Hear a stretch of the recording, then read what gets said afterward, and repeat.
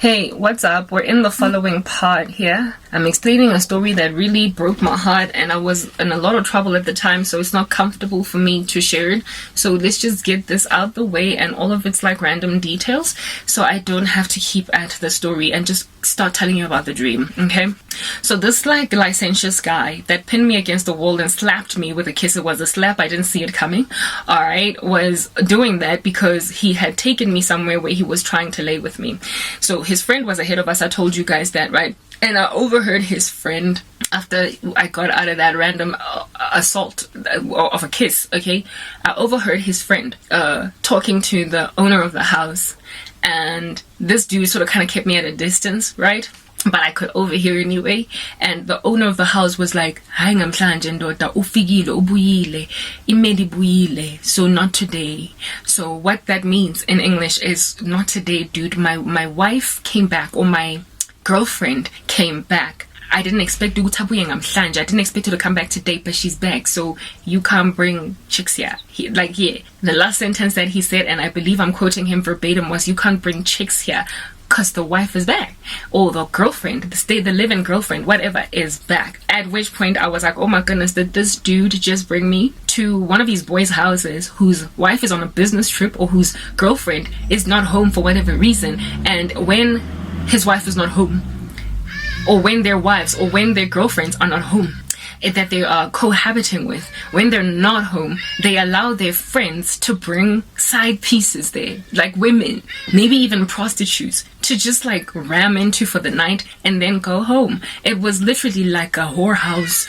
Not a whorehouse, but the guy stayed there with a woman, but he allowed his boys to ravage the sheets of that woman with strange ladies so that they don't have to go to their own houses. These were men, like I told you, late 30s, late 20s, early 30s, with established careers. They were living in that Lani neighborhood, so they were doing really well. And I believe I learned after the events that happened afterwards, that guy was married. He was not wearing a wedding ring. I came to a conclusion that he must be married. If not married, then he must have imeli with whom he lives at home. Uhlala naye lo muntu, okay? Endlini. So when I overheard, "You can't bring chicks here because the wife came back, didn't expect her to be back, so you can't be bringing no side pieces here," I instantly understood that I've literally been brought here to be devoured.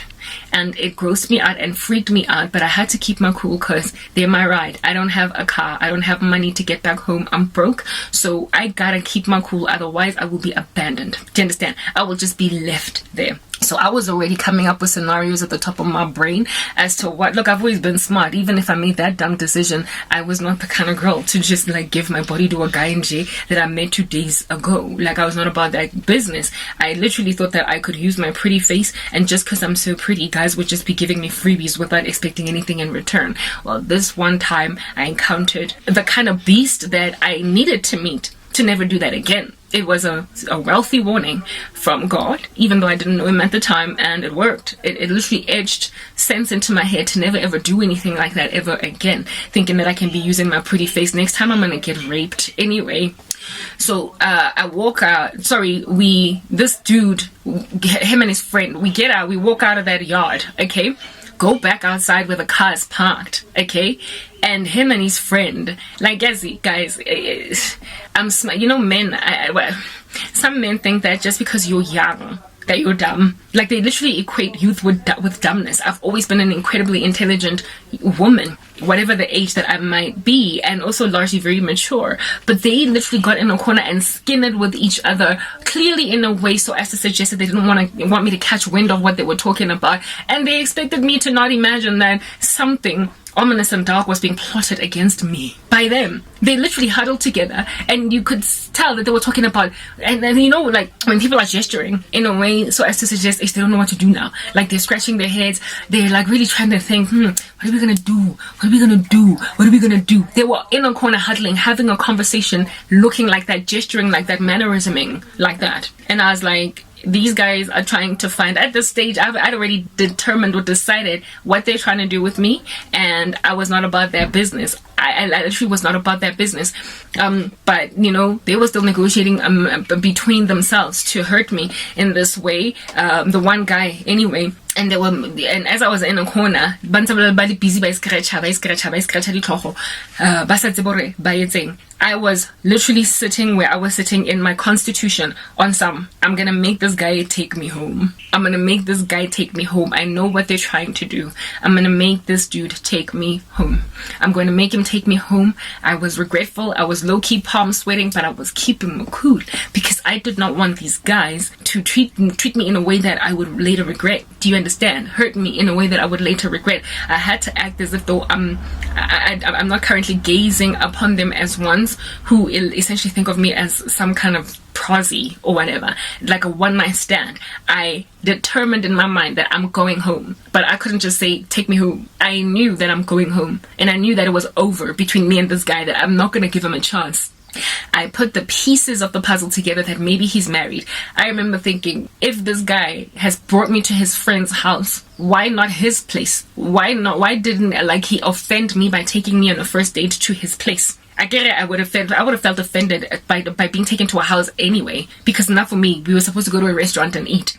It's not that I'm not about that business. I'm not trying to do any such thing. But I would have been less offended if he had taken me to his house than I was at the stranger's house. So I realized that this guy can't take me to his own apartment or his own house. What is happening at his own house? So I started to tabulate in my head as they were busy scratching their heads in the corner there that there is a home that he lives in that he is avoiding going to or taking me to because there is somebody living there with him that he of course cannot bring me into the environment with them there. So a woman, yeah. So I'm sitting there on some goodness, this guy the audacity, but I'm cool. I'm like literally keeping it cool, even though I'm freaking out, trying to figure out how am I gonna get home. Kiko Senton, all these like kilometers away from home. Eventually the dude comes back, breaks away from the conversation that he's having with his friend, and he's like, let's go book into a hotel. Yo, you know when he said that, it confirmed everything. All my fears, my suspicions, it confirmed that this dude literally like brought me into the space. Oh my god, like how rude is that? Like I just feel as if though, if all you want to do is sleep with a woman, at least take her out for drinks. Get her, drunk, and then see if she will make out with you a whole bunch on the nightclub floor, and then take you, and then see if she will be happy to drive back with you to your apartment or to a hotel or whatever. But you don't just bring a woman like she's a prostitute. It was clear I wasn't a prostitute. You don't just bring a woman to your house the first time that you pick her up. You don't just bring her there and be like, so are we gonna have sex? Because then you're gonna waste your time. Some ladies are gonna slap you, some women are gonna just walk out, they're gonna feel offended, they're gonna be like, my goodness. Like there are ways to stealthily get a woman to your bed. This dude was just brazen. He picked me up with the intention to have sex with me that night and do nothing else. And so he expected that I was just gonna be happy to be taken to his friend's house.